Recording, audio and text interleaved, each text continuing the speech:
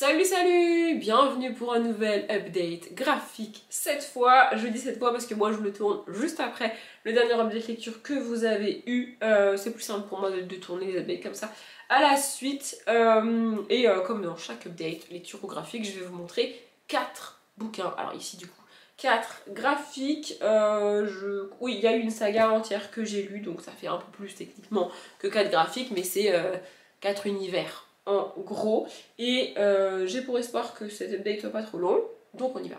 Le premier, j'ai un peu hésité à vous le montrer, mais pour être tout à fait honnête avec vous, j'avais que 3 graphiques aujourd'hui si je vous montrais pas celui-là. Donc j'ai décidé de le rajouter, surtout que ça a beau être un tome de saga, je galère à trouver les tomes suivants. Donc je me suis dit, autant le présenter maintenant, entre guillemets ça sera fait. Et puis c'est une saga dont j'ai pas parlé depuis longtemps, puisque c'est Dad, donc ici le tome 7, La Force Tranquille de Nob. Je vais continuer la saga, hein, les tomes 8, 9 et tout, mais en fait, c'est le cas pour toutes les sagas, graphiques ou bouquins. Plus une saga est longue, donc en général quand elle dépasse les 5-6 tomes, donc là c'est le cas, vous voyez, je sais pas combien il y a de tomes en tout, mais plus une saga est longue, plus c'est difficile de trouver les derniers tomes d'occasion. Parce qu'en fait, et donc ça c'est le cas pour toutes les sagas, hein, même les trilogies, un tome 1 va toujours se vendre beaucoup plus que le tome 2, et le tome 2 va se vendre plus que le tome 3, et ainsi de suite. Ce qui fait que quand on en arrive au tome 7 et 8, bah, c'est très difficile de trouver les tomes d'occasion. Alors je pourrais les acheter neufs, mais je préfère les trouver d'occasion. Déjà parce que c'est moins cher, et aussi parce que s'il y a quelqu'un qui le vend d'occasion, ça évite de racheter un truc neuf, alors que... Enfin je sais pas si vous voyez ce que je veux dire en termes de... Enfin, bref, mais du coup là, trouver les tomes 8, 9 et 10, c'est compliqué, déjà parce qu'il y a moins de tomes 8, 9 et 10 qui se sont vendus que les tomes d'avant, comme je vous l'ai expliqué, et aussi parce que du coup, les tomes 8, enfin les gens qui ont acheté les tomes 8, 9 et 10, bah, la plupart du temps, c'est des gens comme moi qui gardent les bouquins. Donc, ils ne les revendent pas, vous voyez ce que je veux dire? Du coup, je galère à les trouver, mais je vais finir par les trouver. J'ai aussi espoir de les trouver à la bibliothèque, mais je tombe jamais sur le tome que je veux à la bibliothèque, mais bon, c'est pas très grave. Donc ici, Dad, la force tranquille. Dans cette saga, on suit toujours donc le papa, donc Dad, et ses 4 filles. En fait, il a eu ses 4 filles avec 4 femmes différentes, et les 4 femmes, pour des raisons différentes, n'ont pas la garde des filles. C'est lui qui a la garde de ses 4 filles, et donc qui élève tout seul ces 4 filles. Je trouve ça vraiment génial comme point de départ, et donc en fait la particularité de la saga, en plus de tout ça, c'est que chaque fille ressemble principalement à sa mère, et donc les 4 sont vraiment très très différentes. On a, ah bah elles sont là toutes les 4, voilà, donc là c'est la plus grande, qui est à fond dans ses études, très intello, très intelligente, elle fait beaucoup ses devoirs, elle adore ça. La deuxième, il me semble que c'est celle-ci, oui c'est ça, donc je sais plus comment elle s'appelle par contre, et elle est un peu dans sa phase de l'adolescence où il n'y a que l'apparence qui compte, vous voyez, il faut être bien coiffé, bien habillé, avoir le dernier sac à la mode, les dernières chaussures et tout, et à l'inverse de sa grande sœur, du coup, les études c'est pas vraiment son fort, elle est dans la phase de l'adolescence où ce qui prime surtout c'est ce que pensent les autres de toi, on a tous eu cette phase absolument horrible. Ensuite on a elle, qui est la 3e, et elle, son objectif premier dans la vie, c'est l'écologie, ne pas polluer, recycler, il me semble qu'elle est végétarienne, voilà, elle a toutes ces valeurs-là, et en fait, alors c'est un petit peu des personnages clichés, mais au moins ça permet d'aborder vraiment pas mal de thèmes dans la saga, et je trouve ça très cool. Et ensuite on a Bérénice, me demandez pas pourquoi, mais je me le rappelle uniquement de son prénom à elle, donc elle. Et elle, bon, sa particularité c'est qu'elle est un bébé, hein, voilà. On l'appelle bébé Bérénice d'ailleurs, voilà, du coup elle est vraiment au stade où elle parle à peine, elle commence à peine à dire papa et maman, vous voyez, enfin papa surtout principalement, mais bref, voilà, du coup il n'y a pas vraiment, elle apporte pas vraiment elle-même quelque chose à la saga, si ce n'est que c'est un bébé et donc il faut la garder, l'aider, l'emmener au parc, tout ça, mais ouais, enfin voilà, c'est un bébé. Je vais quand même vous montrer une planche, voilà, et en fait c'est une saga dans laquelle il n'y a pas une histoire par tome, c'est une succession de petites histoires, toutes les 2-3 planches, je sais pas, peut-être une planche même. C'est pas un format que, en fait c'est pas mon format de BD préféré, mais là l'ordre des planches est quand même bien construit, et il y a quand même une cohérence qui fait que tu peux pas non plus lire les tomes dans n'importe quel ordre, sinon tu vas manquer des infos. Voilà, et on suit aussi, je l'ai pas précisé, la vie d'Ad, donc sa vie privée, parce que ça lui arrive de sortir, de rencontrer une femme et puis d'aller au restaurant avec elle, ce genre de truc. Il a quand même des relations, voyez-vous. Et aussi son métier, donc il est acteur, il est principalement acteur dans des pubs, il fait des apparitions dans des films. Vous voyez, c'est pas un acteur qui a des premiers rôles. Mais voilà, c'est ça. Et il y a aussi le thème des vidéos YouTube notamment qui est abordé dans plusieurs planches, plusieurs tomes, je crois. Et vraiment, j'adore suivre ces personnages-là. Je trouve ça vraiment hyper chouette. Et aussi, je sais pas ce que vous en pensez, mais je trouve que le dessin là de cette jeune fille là en plein milieu, donc qui est Violette, ah ben voilà, Violette, ça vient de me revenir, ça me fait beaucoup penser au dessin de la mère de Lou dans les sagas, dans les BD Lou. Voilà. Enfin bref, c'est juste ça, j'aime beaucoup cette saga, vraiment je trouve ça hyper chouette. Ah ben on les voit là, vous voyez là du coup c'est Violette et sa mère. Et là en bas on a du coup la troisième avec sa mère. Vous voyez, elle se ressemble quand même énormément. Et là on a du coup la deuxième fille avec sa mère. Vous voyez. Et Bérénice, je sais pas si on l'a, je vais chercher. Non, pour Bérénice, je la trouve pas avec sa mère. Mais en fait, je trouve ça vraiment hyper chouette d'avoir un père un père célibataire avec ses enfants. Déjà parce que c'est quelque chose qu'on voit rarement.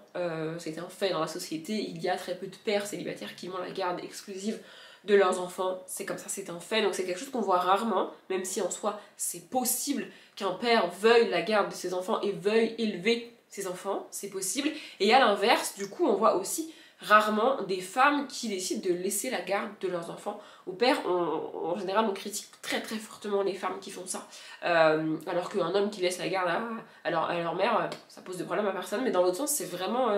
Voilà, là on a une femme d'affaires qui fait le tour du monde et qui ne peut pas du coup élever sa fille. On en a une autre qui fait, il me semble, qui est beaucoup dans la mode et donc pareil, qui peut pas trimballer sa fille à travers le monde. En fait, elles ont principalement toutes choisi leur carrière plutôt que leur fille, tout en sachant qu'elles laissent leur fille à leur père qui va bien s'occuper d'elle. Enfin, je veux dire, elles n'ont pas non plus abandonné complètement leur fille. Et vraiment, c'est un thème qu'on voit rarement et je trouve ça chouette. Bref, j'aime beaucoup cette BD. Je vais encore me démener pour trouver les tomes 8 et peut-être 9 d'occasion.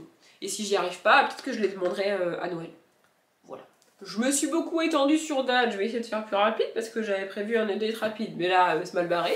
Ensuite, j'ai lu Le chien des Baskerville. Donc les enquêtes de Sherlock Holmes de Frédéric Marniquet, qui est un livre que j'ai eu parce que j'ai participé à une campagne Ulule il y a 2 ans ou 3 ans et je l'ai reçu là il y a pas très longtemps, en avril je crois.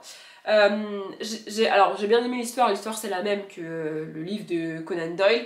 Par contre j'ai eu énormément de mal avec le format de la BD, pas tant parce que c'est en noir et blanc, je vous montre, voilà, c'est en noir et blanc, vraiment ça me dérange pas que ce soit en noir et blanc, mais ce qui est très lourd, je trouve, et c'est dommage pour une BD, c'est les bulles. Enfin je sais pas si vous vous rendez compte de la quantité de texte qu'il y a, et là vraiment j'ai pris une page au hasard, mais c'est comme ça sur toutes les pages, enfin vraiment il y a autant de texte sur toutes les pages, il y a très peu de pages où il y a quasi pas de texte, enfin vraiment il y a vraiment beaucoup de texte à lire, et pourtant dans mon souvenir le livre de Conan Doyle n'est pas si long que ça, du coup vraiment c'est une BD très longue à lire, et l'histoire est la même, hein. Vraiment il n'y a aucun suspense, aucune surprise, et si vous connaissez l'histoire du livre, c'est la même chose, c'est le même final, c'est tout pareil.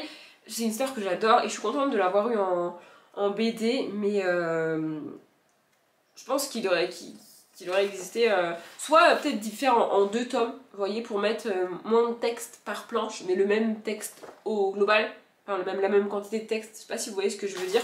Après ça aurait coûté plus cher de faire deux BD, mais ouais là vraiment la BD est lourde à lire, enfin normalement c'est censé être rapide à lire une BD, vous voyez, en une demi-heure max c'est censé être lu, là j'y ai passé des plombs, enfin vraiment c'était très lourd à lire, très long à lire, et peut-être pas vraiment nécessaire d'avoir autant de texte, mais globalement j'ai bien aimé les dessins sont assez chouettes, et l'histoire est vraiment cool, sinon c'est pour ça que j'ai commandé la BD quand je l'ai vue sur Ulule, parce que j'ai adoré le livre de Conan Doyle, j'adore l'histoire, donc l'histoire est vraiment chouette. Maintenant, en fait, pour moi l'intérêt de faire une BD, c'est que l'histoire soit plus accessible et plus rapide à lire pour les personnes qui ne voudraient pas lire le livre de base. Alors, dans un sens c'est le cas, c'est la même histoire, vraiment il y a tout dans la BD, donc si vous voulez pas lire le livre, bah, vous pouvez lire la BD. Maintenant, vous ne mettrez pas beaucoup plus de temps à lire le livre qu'à lire la BD, donc je sais pas si c'est vraiment avantageux de faire ça. Quoi qu'il en soit, la BD n'est pas vraiment trouvable de toute manière, mais ouais. Après je suis quand même contente de l'avoir, et je suis contente de l'avoir lu. Pour l'histoire quand même, si jamais vous connaissez pas, en gros on a un homme qui contacte Sherlock Holmes, donc Sherlock Holmes, tout le monde connaît Sherlock Holmes je pense, parce qu'il y a un vieil homme qui est décédé sur la lande, et qui apparemment il y a une légende sur cette lande, donc la légende d'un chien noir, mais plus qu'un chien, ça serait un immense chien, une espèce de bête, de créature terrifiante qui terrifie les gens sur la lande, et la rumeur veut que ce chien, cette bête, ait tué ce vieil homme. Évidemment, Sherlock Holmes n'y croit absolument pas, mais il n'est pas disponible, il est sur une autre affaire, une autre enquête, donc il envoie Watson là-bas pour enquêter, et lui il arrivera plus tard dans le livre, mais il finit quand même par y aller et par résoudre l'enquête. Voilà, c'est une histoire, c'est du Sherlock Holmes quoi, c'est vraiment, vraiment chouette. Ensuite j'ai lu et j'ai terminé pas plus tard qu'hier Créature, donc de Bête BD et JF, Bête BD, hein, je ne sais jamais, je suis désolée. Donc j'ai lu les 3 premiers tomes, donc le tome 1 c'est La ville qui ne dort jamais, voilà. Le tome 2 c'est La grande nuit, voilà. Et le tome 3 c'est Dans les entrailles de Yog. Le truc c'est que à la fin de ce tome là c'est marqué suite dans le tome 4. Sauf que ce tome-là est sorti en 2022, voilà, en août 2022, et on n'a toujours pas de nouvelles du tome 4. Donc je ne sais pas si on aura réellement un tome 4 ou pas, mais vraiment j'ai beaucoup aimé. Alors c'est une saga post-apo, ce qui n'est post-apo SF, ce qui n'est pas ce que je préfère et ce qui n'est pas ce que j'aime, mais en BD, franchement, en tout cas là, c'est plutôt bien passé. En gros, on est à New York et il y a eu donc un apocalypse, voilà, une espèce de brume toxique qui a envahi la ville et qui a transformé tous les adultes en créatures bizarres. C'est pas vraiment des zombies, c'est vraiment d'autres genres de trucs, et donc du coup, les enfants et les ados se sont retrouvés tout seuls, en mode de survie. Donc on a plusieurs groupes d'ados qui essayent de survivre, et la brume revient de temps en temps. Et donc ils doivent se cacher, trouver des solutions pour ne pas respirer la brume, pour ne pas que la brume rentre dans leur cachette. Et ils doivent aussi, un peu comme dans Walking Dead, c'est un peu ma ref en SF comme ça, je suis désolée, enfin en post-apo comme ça, ils doivent trouver des vivres, manger, tu vois, enfin survivre en fait, voilà. Et donc on suit ça, et exactement comme dans Walking Dead, vraiment c'est ma ref, je suis désolée, tous ces groupes sont a priori dans le même camp, vous voyez, sauf que non. Ils sont les uns contre les autres, en plus d'être contre la brume et contre les créatures créées par la brume. Voilà, et en même temps, ils essayent de comprendre d'où vient cette brume, et est-ce qu'ils peuvent sortir de New York, et est-ce qu'en dehors de New York, ça se passe aussi comme ça, ou s'il y a d'autres endroits où ils pourront vivre normalement, quoi. Vous voyez. Et voilà, je vais vous montrer derrière, là, on a, ça c'est le groupe principal qu'on suit, et ils vont rencontrer d'autres personnes avec d'autres enjeux, et vraiment, en fait, chaque petit groupe a le même objectif premier qui est survivant, globalement, mais ils ont ensuite chacun d'autres objectifs qu'ils veulent faire. Il y en a qui sont vraiment concentrés sur le fait de découvrir ce qui se passe, comment on peut combattre la brume, comment on peut faire en sorte qu'elle disparaisse. Il y en a qui sont en mode il faut aider les gens qui ont été enlevés par les créatures cheloues, tu vois, et il y en a qui sont en mode on va aller en dehors de New York pour voir ce qui se passe. Donc ils ont vraiment chacun des objectifs différents, et j'aime bien les dessins ici, je trouve ça assez chouette, j'adore vraiment, voilà, je trouve ça vraiment, vraiment cool, et ça se lit bien, vraiment, ça se lit hyper... c'est hyper cool. Voilà, alors après, le Frédéric Marniquet, c'est clairement une BD adulte. Ici, on est sur des BD pré-ado, ado, vraiment pas trop enfant quand même. Ils sont dans les rayons jeunesse de ma bibliothèque, puisque je les ai pris à la bibliothèque. Mais clairement, c'est quand même ado, je dirais à partir de 14 ans, vous voyez. Mais après, c'est que mon avis, et encore une fois, ça dépend des ados, de ce qu'ils lisent, de ce qu'ils aiment, voilà. Mais Mais vraiment c'est très chouette. Et je suis dégoûtée parce qu'on n'a toujours pas de tome 4. Du coup je suis en mode... elle est où la fin de l'histoire quoi? Enfin vraiment je veux la fin de l'histoire. Donc j'espère qu'il sortira un jour. Et le dernier pour aujourd'hui, c'est un livre de la collection Les Merveilleux Contes de Grimm. Donc ici, À la recherche du dimanche perdu de Iléna Surducan. Attendez, je vais lire à l'intérieur parce que c'est ça. Surducan, c'est d'après Dame Hiver, des frères Grimm, a priori. Je connais pas Dame Hiver, je vous avoue.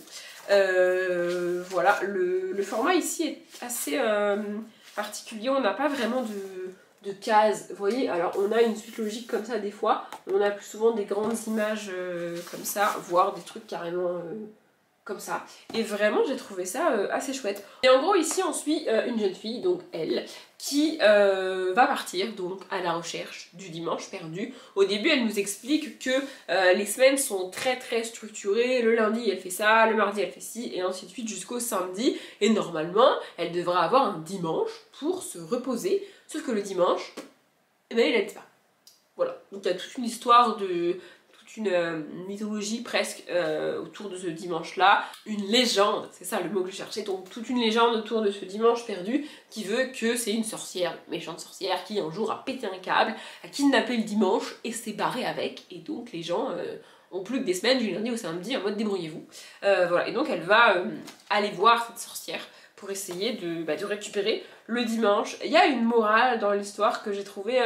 alors c'est une morale qu'on retrouve quand même assez souvent dans les contes comme ça, mais là elle est vraiment bien faite, c'est vraiment très chouette. Alors moi je l'ai vu venir à 10 000 km, évidemment, parce que c'est pas la première fois que j'ai ce genre de morale, enfin que je lis ce genre de morale, mais pour les enfants vraiment c'est vraiment bien fait, c'est assez chouette. Vraiment j'ai beaucoup aimé cette histoire. C'est pas la BD du siècle, c'est pas l'histoire du siècle non plus, je sais pas ce qu'il en est du conte originaire des frères Grimm, mais voilà, c'est pas non plus...